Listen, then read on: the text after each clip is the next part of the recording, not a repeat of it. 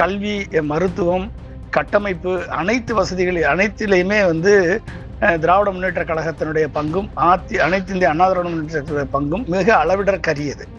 எனவே இந்த இரண்டு கழகங்களையும் ஒழிக்க வேண்டும் என்பதுதான் பிஜேபியினுடைய சித்தாந்தம். அந்த சித்தாந்தத்திற்கு இந்த இரண்டு கழகங்களையும் ஊழல் என்ற குற்றச்சாட்டை ஒன்றை மட்டும் வைத்து ஒழித்துவிட வேண்டும் என்பதுதான் பிஜேபியினுடைய சித்தாந்தம்.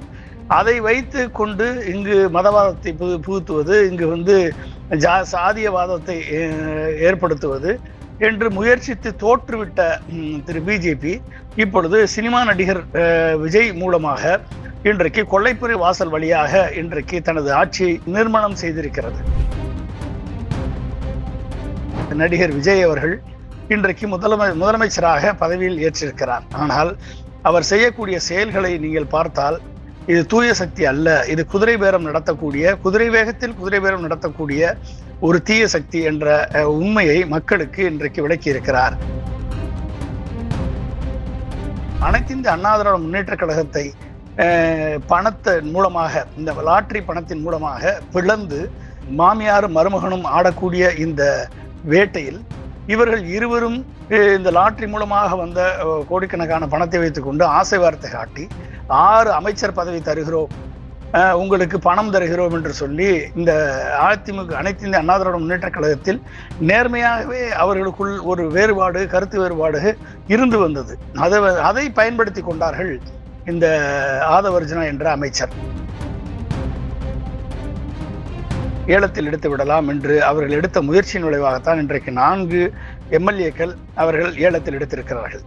அந்த 4 எம்எல்ஏக்களும் தங்கள் தொகுதி மக்கள் தங்களுக்கு வாக்களித்த மக்களுக்கு துரோகம் இழைத்துவிட்டு, தங்களை நிறுத்திய அனைத்து இந்திய அண்ணா திராவிட முன்னேற்ற கழகத்திற்கு துரோகம் இழைத்துவிட்டு இன்றைக்கு தாவேக்காவில் தங்களை இணைத்திருக்கிறார்கள். இவர்கள் மீண்டும் எந்த ரூபத்தில் வந்தாலும் அந்த தொகுதியிலே அவர்கள் கண்டிப்பாக தோற்கடிக்கப்படுவார்கள் என்பது நிச்சயம்.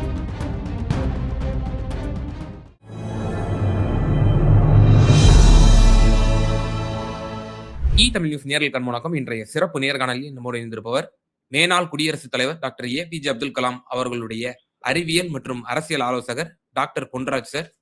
சார் வணக்கம். வணக்கம் சார். இப்போ அஇஅதிமுகவுல இந்த தேர்தல் முடிவுகளுக்கு பிறகு ஒரு பிளவு சந்திச்சிச்சு. மீண்டும் அந்த பிளவுக்கு பிறகு என்னென்னாலும் நடந்துச்சுன்னு நம்ம கண்கூடா பார்த்தோம். 4 எம்எல்ஏக்கள் இரட்டையில ஜெயிச்ச எம்எல்ஏக்கள் போய் ராஜினாமா பண்ணி தமிழக வெற்றி கழகத்திலாம் போய் இணைஞ்சாங்க. இன்னைக்கு காலையில அஇஅதிமுக ஐடி விங் போட்டிருக்கக்கூடிய ஒரு பதிவு, நம்ம இனி இந்த இயக்கம் எஃகு கோட்டையாக இணைந்து செயல்படுவோம், பிளவு கிடையாது அப்படிங்கிற மாதிரியான ஒரு பதிவு. ஸோ நேற்று இரவுல இருந்தே அந்த பேச்சுவார்த்தைக்கான அந்த சமிகைகள் நமக்கு தெரிஞ்சிச்சு. நம்ம ஊடகங்கள் வாயிலாக நம்ம அந்த செய்திகளை அறிஞ்சோம். அதிமுக ஒன்றிணைந்து விட்டதா? இனி இருக்கக்கூடிய சவால்கள் என்னென்ன? ஒரு நல்ல செய்தி தான். அனைத்து இந்திய அண்ணா திராவிட முன்னேற்ற கழகம் புரட்சித் தலைவர் எம்ஜிஆர் அவர்கள் உருவாக்கிய கட்சி, செல்வி ஜெயலலிதா அம்மா அவர்கள் கட்டி காத்து வளர்த்த கட்சி இன்றைக்கு இந்த நிலைமைக்கு 3வது இடத்திற்கு தள்ளப்படுவது மிகவும் வருத்தத்துக்குரிய ஒரு நிகழ்வு. எனவே இவர்கள் இணைய வேண்டும் என்பதில் என்னை போன்ற பல்வேறு பொது நல விரும்பிகள், திராவிட சித்தாந்தம் கொண்ட நண்பர்கள் மற்றும் அனைத்து இந்திய அண்ணா திராவிட முன்னேற்ற கழகத்தினுடைய எம்ஜிஆர் காலத்து தொண்டர்கள், அதிமுகவின் தொண்டர்கள் அனைவருமே இவர்கள் இணைந்து செயல்பட வேண்டும் என்பதில் ஆவலாக இருந்தார்கள். அதற்கு நானும் சில முயற்சிகளை எடுத்தேன். 2 பக்கமும் பேசினேன். திரு எடப்பாடி பழனிசாமி அவர்களை சந்தித்தேன். திரு விஜயபாஸ்கர் அவர்கள், வேலுமணி டீம்ல இருக்கக்கூடிய திரு விஜயபாஸ்கர் அவர்களோடு தொடர்ந்து நான் ஆலோசனை நடத்தி நீங்கள் சேருவதற்கு இருக்கக்கூடிய சின்ன சின்ன தடைகளை எல்லாம் கொஞ்சம் ஈகோ பார்க்காமல் விட்டு கொடுத்து 2 பக்கமும் இணைய வேண்டிய அவசியத்தை நான் வலியுறுத்தி அவர்களுக்கு நான் எடுத்துரைத்தேன். என்று சொன்னால் திராவிட முன்னேற்ற கழகம், அனைத்து இந்திய அண்ணா திராவிட முன்னேற்ற கழகம் இரண்டுமே தமிழகத்தினுடைய வளர்ச்சிக்கு, தமிழகத்தை முதன்மை மாநிலமாக கொண்டு வருவதற்கு அவர்கள் ஆற்றிய பங்கு, ஊழலை தவிர்த்து மற்ற வழிகளிலே நீங்கள் பார்த்தால் அது சமூக நீதியாக இருக்கட்டும், மாநில சுயாட்சியாக இருக்கட்டும், அல்லது சமத்துவமாக இருக்கட்டும், அல்லது கல்வி, மருத்துவம், கட்டமைப்பு, அனைத்து வசதிகள் அனைத்திலையுமே வந்து திராவிட முன்னேற்ற கழகத்தினுடைய பங்கும் அனைத்து இந்திய அண்ணா திராவிட முன்னேற்ற பங்கும் மிக அளவிடற்கரியது. எனவே இந்த 2 கழகங்களையும் ஒழிக்க வேண்டும் என்பதுதான் பிஜேபியினுடைய சித்தாந்தம். அந்த சித்தாந்தத்திற்கு இந்த 2 கழகங்களையும் ஊழல் என்ற குற்றச்சாட்டை ஒன்றை மட்டும் வைத்து ஒழித்து விட வேண்டும் என்பதுதான் பிஜேபியினுடைய சித்தாந்தம். அதை வைத்து கொண்டு இங்கு மதவாதத்தை புகுத்துவது, இங்கு வந்து சாதியவாதத்தை ஏற்படுத்துவது என்று முயற்சித்து தோற்றுவிட்ட திரு பிஜேபி இப்பொழுது சினிமா நடிகர் விஜய் மூலமாக இன்றைக்கு கொல்லைப்புற வாசல் வழியாக இன்றைக்கு தனது ஆட்சியை நிர்மாணம் செய்திருக்கிறது. எனவே இந்த உண்மையை உணர்ந்துதான் பிஜேபிக்கு அடிமையாக கூடாது என்பதுதான் நம்ம அதிமுகவை எதிர்த்ததின் காரணம். அதிமுகவினுடைய செயல்பாடுகளை, எடப்பாடி அவர்கள் செயல்பாடுகளை நாம் விமர்சித்ததுக்கு காரணம், அனைத்து இந்திய அண்ணா திராவிட முன்னேற்ற கழகம் பிஜேபியின் அடிமையாக ஆகிவிடக் கூடாது, தொடர்ந்து திராவிட சித்தாந்தத்தை முன்னெடுக்க வேண்டும், சமூக நீதியை முன்னெடுக்க வேண்டும் என்ற அடிப்படை கொள்கைகளை வைத்துத்தான் நாம் அனைத்து இந்திய அண்ணா திராவிட முன்னேற்ற கழகத்தை தொடர்ந்து நாம் எதிர்த்து வந்தோம். எனவே இன்றைக்கு ஒரே கல்லில் 2 மாங்காய் என்ற ஆரம்பித்த பிஜேபி ஒரே கல்லில், அதாவது விஜய் என்ற ஒரே கல்லில் இவிஎம் ஹேச்சிங் மூலமாக கிட்டத்தட்ட 108 சீட்டுகளை விஜய்க்கு கொடுத்து 20% வாக்குகள் இருக்கிறது என்பது விஜய்க்கு இருந்தது என்பது வந்து இந்த பெர்செப்ஷனை கிரியேட் பண்ணி 20% வாக்குகளை மக்களிடம் பொய்யை சொல்லி, புரட்டை சொல்லி, இல்லாததை பரப்பி அந்த மக்களது கன்சியூமர் பிஹேவியரை, மக்களது இந்த இன்ஸ்டாகிராம் அண்ட் சோசியல் மீடியா அடிமைத்தனத்தை பயன்படுத்தி இன்றைக்கு வந்து அவர்கள் அறுவடை செய்து இன்றைக்கு அதிமுகவையும் திமுகவையும் ஒரு சேர வீழ்த்தி இருக்கிறது பிஜேபி. அப்ப இந்த நிலையில் தூய சக்தி என்று சொல்லி ஆட்சிக்கு வந்த நடிகர் விஜய் அவர்கள் இன்றைக்கு முதலமைச்சராக பதவியில் ஏற்றிருக்கிறார். ஆனால் அவர் செய்யக்கூடிய செயல்களை நீங்கள் பார்த்தால் இது தூய சக்தி அல்ல, இது குதிரை பேரம் நடத்தக்கூடிய ஒரு தீய சக்தி என்ற உண்மையை மக்களுக்கு இன்றைக்கு விளக்கி இருக்கிறார். எந்த அமைச்சருக்கும் கேள்விக்கு பதில் சொல்லக்கூட தெரியாத அளவிலே இந்த அமைச்சர்கள் நோ கமெண்ட்ஸ் என்று சொல்வதும், இவர்களது செயல்பாடுகளை பார்க்கும் பொழுது உண்மையிலேயே இவர்களுக்கு வாக்களித்த மக்கள் வெட்கி தலைகுனிய வேண்டிய நிலைக்கு இவர்கள் இந்த மக்களை ஆளாக்கி இருக்கிறார்கள். ஏண்டா தேர்ந்தெடுத்தோம், எதற்கடா ஓட்டு போட்டோம் என்று எண்ணக்கூடிய நிலவிலே இருக்கிறார்கள். அப்ப குதிரை பேரத்தை டிடிவி தினகரன் கட்சியில் ஆரம்பித்த விஜய் முகத்தை மூடிக்கொண்டு சென்று அந்த காமராஜ் என்ற ஒரு மன்னார்குடி எம்எல்ஏ முகத்தை மூடிக்கொண்டு சென்று இந்த குதிரை பேரத்திற்கு அச்சாணி இட்டவர் என்பதை தேமுதிகவினுடைய தலைவர் திருமதி பிரேமலதா விஜயகாந்த் சட்டசபையிலேயே வைத்து கிழித்து தொங்கவிட்டார். சோ அதற்கு பதில் கூற முடியாதவர்கள் இந்த குதிரை பேரத்தை ஆரம்பித்தார்கள். அவரிடமிருந்து டிடிவி தினகரன் கடுமையான விமர்சனத்தை ஆளுநரிடம் வைத்தார். அது மட்டுமல்லாமல் அனைத்து இந்திய அண்ணா திராவிட முன்னேற்ற கழகத்தை பணத்தின் மூலமாக, இந்த லாட்டரி பணத்தின் மூலமாக பிளந்து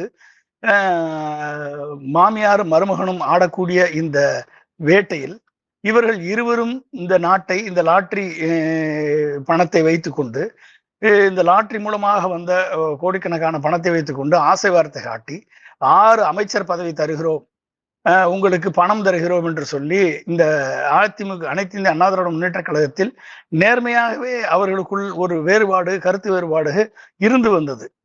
அதை பயன்படுத்தி கொண்டார்கள் இந்த ஆதவர்ஜுனா என்ற அமைச்சர்.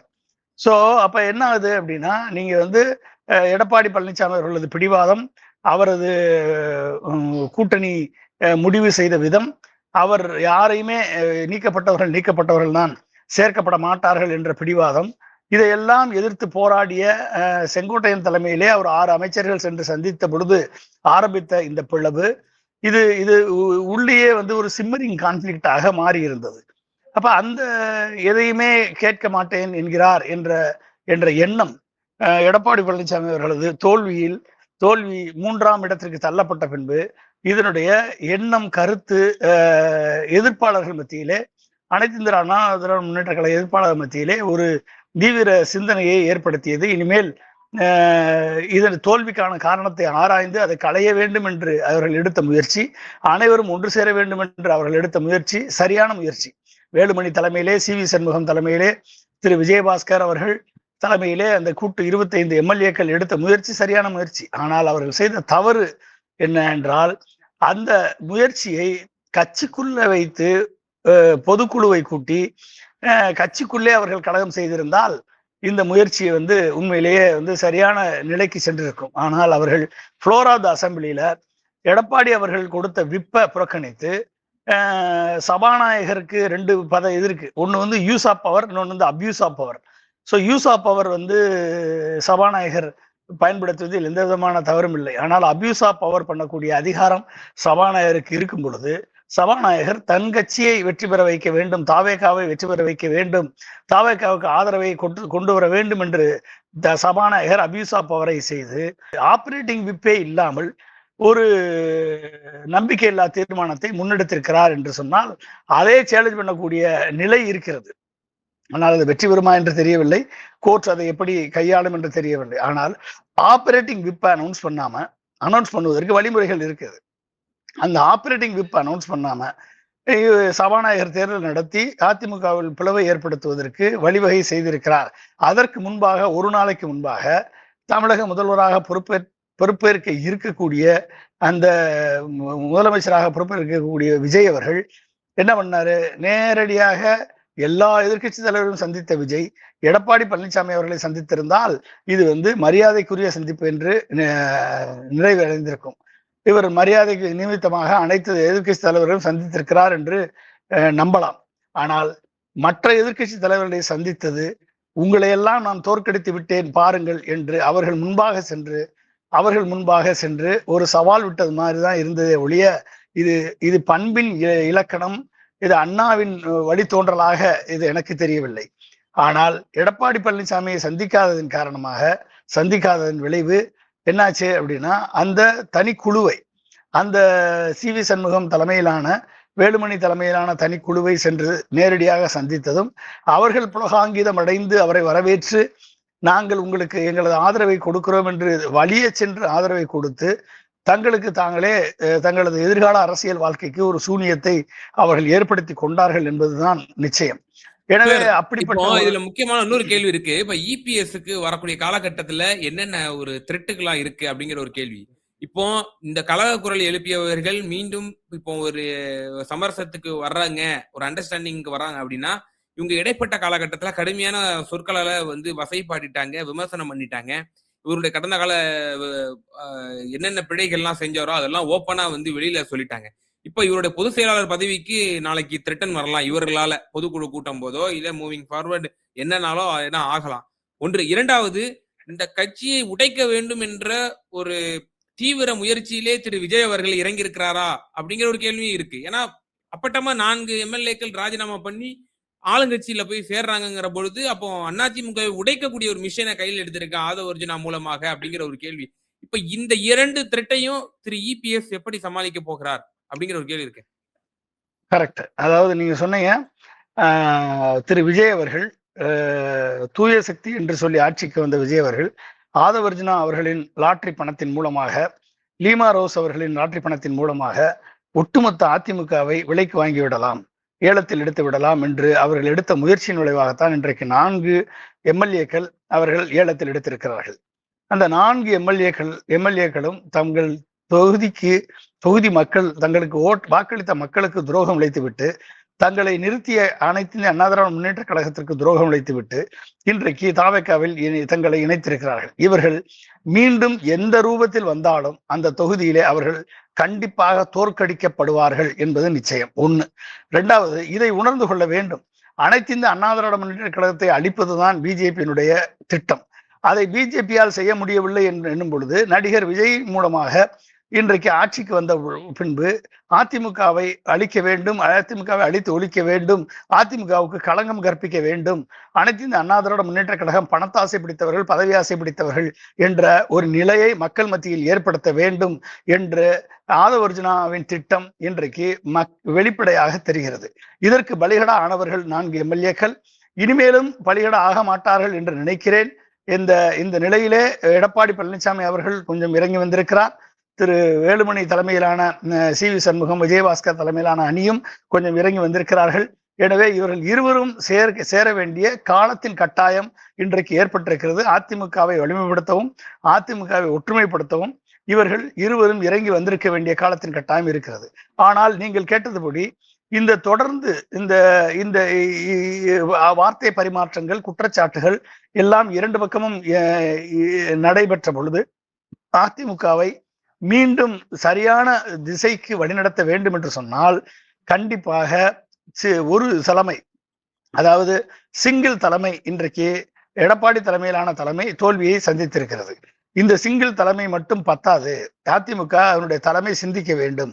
எப்படி சிந்திக்க வேண்டும் என்று சொன்னால், இரண்டு வாய்ப்புகள். ஒன்று எம்ஜிஆர் எழுதிய உயில்படி, எம்ஜிஆர் அது பைலா கட்சியினுடைய பைலா கிரியேட் பண்ணதுபடி பொதுச் செயலாளர் பதவி கிராமத்திலிருந்து நகராட்சி வரை, மாநகராட்சி வரை அனைத்து பகுதிகளிலும் ஓட்டு பெட்டி வைத்து தொண்டர்களால் தேர்ந்தெடுக்கப்பட்ட பொதுச் செயலாளர் உருவாக வேண்டும்.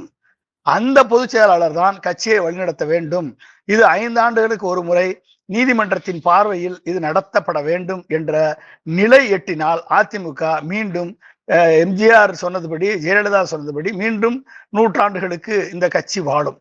ஏனென்று சொன்னால் தனிப்பட்ட செல்வாக்கு இல்லாத ஒரு நிலையிலே அதிமுக தொண்டர்கள் அனைவருமே இணைந்து தேர்ந்தெடுக்க வேண்டிய கட்டாயம் ஒரு பொதுச் செயலாளருக்கு உண்டு. அப்ப அந்த பொதுச் செயலாளருக்கு யார் வேண்டுமானாலும், எந்த விதமான 10 மாவட்ட செயலாளர்கள் ஆதரவு இருந்தால் தான் நீங்கள் போட்டியிட முடியும் என்றெல்லாம் வகுக்கக்கூடாது. யுனானிமஸா தேர்ந்தெடுக்கிறேன் என்று சொல்லக்கூடாது. அப்ப அதெல்லாம் தான் பிரச்சனை. தொண்டர்கள் முடிவெடுக்கட்டும். அனைத்து இந்திய அண்ணா திராவிட முன்னேற்ற கழக தொண்டன் தனது வாக்கை செலுத்தி ஒவ்வொரு கிராமத்திலும் ஒவ்வொரு நகரத்திலும் தமிழகம் முழுக்க இந்த தேர்தல் நடத்தப்பட்டு அந்த வாக்குப்பெட்டி நீதிமன்றத்தின் கண்காணிப்பின் மூலமாக நடத்தப்பட்டு அதன் மூலமாக பொதுச் செயலாளர் தேர்ந்தெடுக்கப்பட வேண்டும். அப்ப அனைவருமே, அதாவது ஜெயலலிதா அவர்கள் மறைவின் போது இருந்த அத்துணை பேருமே மீண்டும் கழகத்தில் இணைய வேண்டும். அனைத்து இந்த அண்ணா திராவிட முன்னேற்ற கழகத்தில் ஒற்றுமைப்படுத்தி அவர்கள் அனைவருமே இணைந்து இந்த பொதுச் செயலாளர் தேர்வில் யார் வேண்டுமானாலும் பங்கு பெறலாம். அப்படி தேர்வு செய்யக்கூடிய பொதுச் செயலாளர் மட்டும்தான் இனிமேல் அனைத்து இந்த அண்ணா திராவிட முன்னேற்ற கழகத்தை வெற்றிகரமான ஒரு வழிக்கு நடத்தி செல்ல முடியும். இதற்கு இடையிலே ஒரு வழிகாட்டுதல் குழுவை அமைத்து அந்த வழிகாட்டுதல் குழு எந்த பிரச்சனை வந்தாலும் சரி, அந்த வழிகாட்டுதல் குழு உன்னுடைய பார்வைக்கு அந்த பிரச்சனைகள் கொண்டு செல்லப்பட்டு அந்த பிரச்சனைகள் களையப்பட்டு அதனுடைய முடிவின்படி, அந்த வழிகாட்டுதல் குழுவின் முடிவின்படி பொதுச் செயலாளர் செயல்பட வேண்டும். இந்த பொதுச் செயலாளர் தேர்தல் தொண்டர்களால் தேர்ந்தெடுக்கப்படக்கூடிய எம்ஜிஆர் உருவாக்கிய பைலாப்படி தேர்ந்தெடுக்கக்கூடிய பொதுச் செயலாளர் தேர்தல் நடைபெறும் வரை ஒரு வழிகாட்டுதல் குழு இருக்க வேண்டும். அந்த வழிகாட்டுதல் குழு இரண்டு ஃபேக்ஷனா இருக்கட்டும், மீண்டும் கட்சியில் இணைவர்களா இருக்கட்டும், ஏற்கனவே கட்சியை விட்டு சென்றவர்களா இருக்கட்டும், அனைவரையுமே அந்த வழிகாட்டுதல் குழுவினுடைய பரிந்துரையின் பேரில பொதுச் செயலாளர் ஆபரேட் பண்ணணும். இப்படிப்பட்ட ஒரு கூட்டுக்குழுவை கொண்டு வர வேண்டும். ஏன்னு சொன்னால் ஒரு கட்சி செல்வாக்குள்ள தலைமை இல்லாத பொழுது கட்சி ஜனநாயக முறைப்படுத்தப்பட்டால் மட்டுமே அந்த கட்சி மீண்டும் துளிர்த்தெழக்கூடிய வாய்ப்பு இருக்கிறது. இப்ப தனி மனித எம்ஜிஆரால் உருவாக்கப்பட்ட கட்சி அனைத்து இந்திய அண்ணா திராவிட முன்னேற்ற கழகம்.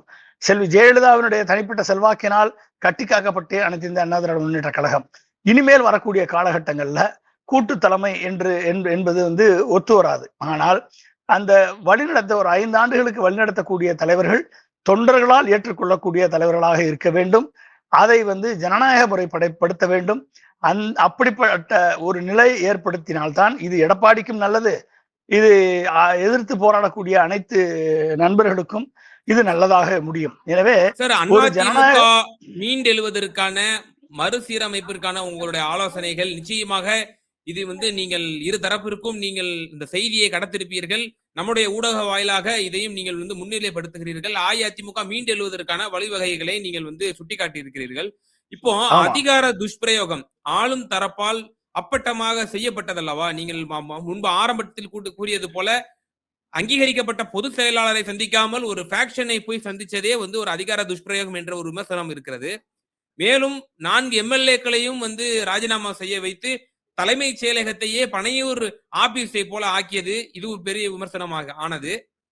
இப்படி தொடர்ந்து அதிகார துஷ்பிரயோகத்தில் ஈடுபட்டு அஇஅதிமுகவை உடைக்கக்கூடிய செயலில் ஈடுபட்டிருக்கக்கூடிய தமிழக வெற்றி கழகமும் அதனுடைய தலைவர் விஜய் அவர்களும் ஆதவ் அர்ஜுனா அவர்களையும் இந்த கட்சி எவ்வாறு எதிர்கொள்ள வேண்டும் என ஏற்கனவே கடந்த காலகட்டத்தில் உங்கள் மீது சிபிஐ வழக்கு பாயும், நீங்கள் ஹார்ஸ் ரைடிங்கில் ஈடுபட்டிருக்கீங்க, நரசிம்மராவ் வழக்கை சுட்டிக்காட்டி வழக்கறிஞர் இன்பதுரை அவர்கள் குறிப்பிட்டிருந்தார். இதே போல பல விஷயங்கள் அவர்கள் குறிப்பிட்டிருந்தார்கள். இப்ப இவங்க எப்படி இந்த த்ரெட்டை எதிர்கொள்ள போறாங்க? இப்ப இதோட முடிஞ்சிடாது, நாளைக்கு நடக்கும். பிஜேபி எப்படி மத்திய பிரதேசத்தில் ஆட்சியை பிடித்தார்களோ, காங்கிரஸ் கட்சி கவிழ செய்து, ராஜஸ்தான்ல எப்படி பிடித்தார்களோ, சத்தீஸ்கரில் எப்படி பிடித்தார்களோ, நாளை தமிழ்நாட்டில் இப்படி நடக்கக்கூடிய வாய்ப்புகள் இருக்கிறது அல்லவா? அப்போ அதிமுக தமிழக வெற்றி கழகத்திடமிருந்து எப்படி தற்காத்துக் கொள்ள வேண்டும் வரக்கூடிய காலகட்டத்தில்? அனைத்து இந்திய அண்ணா திராவிட முன்னேற்ற கழகம் சட்ட வழிகளை கையில் எடுக்க வேண்டும். வழக்கறிஞர் இன்பதுரை எடுத்த ஸ்டாண்டு கரெக்டான ஸ்டாண்டு.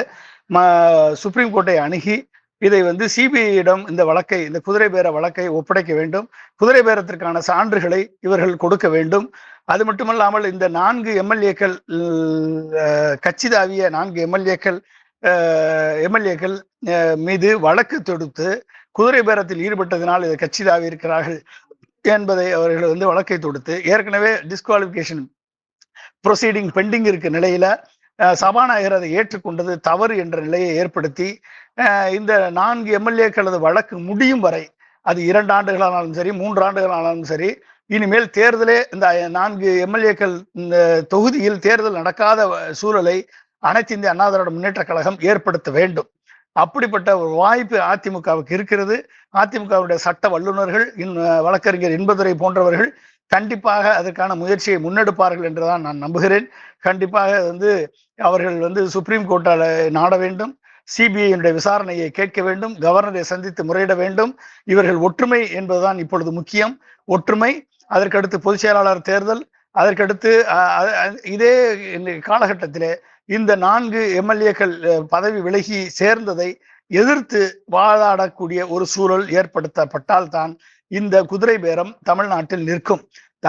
தலைமைச் செயலகத்தை தாவேகாவுடைய அலுவலகமாக மாற்றி ஒரு அரசியல் அசிங்கத்தை அரங்கேற்றிய தமிழக வெற்றி கழகம் இன்மையிலேயே தமிழகத்திலே இந்த குதிரை பேரத்தை நடத்தி ஒரு மிக மோசமான ஒரு கலாச்சாரத்தை மக்கள் முன்பாக விதைத்திருக்கிறது. எனவே இது தொடரத்தான் செய்யும்.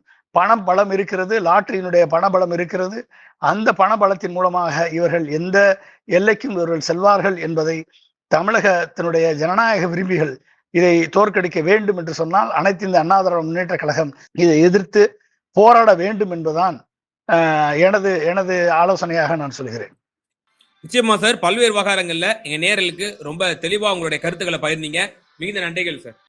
நன்றி. தேங்க்யூ.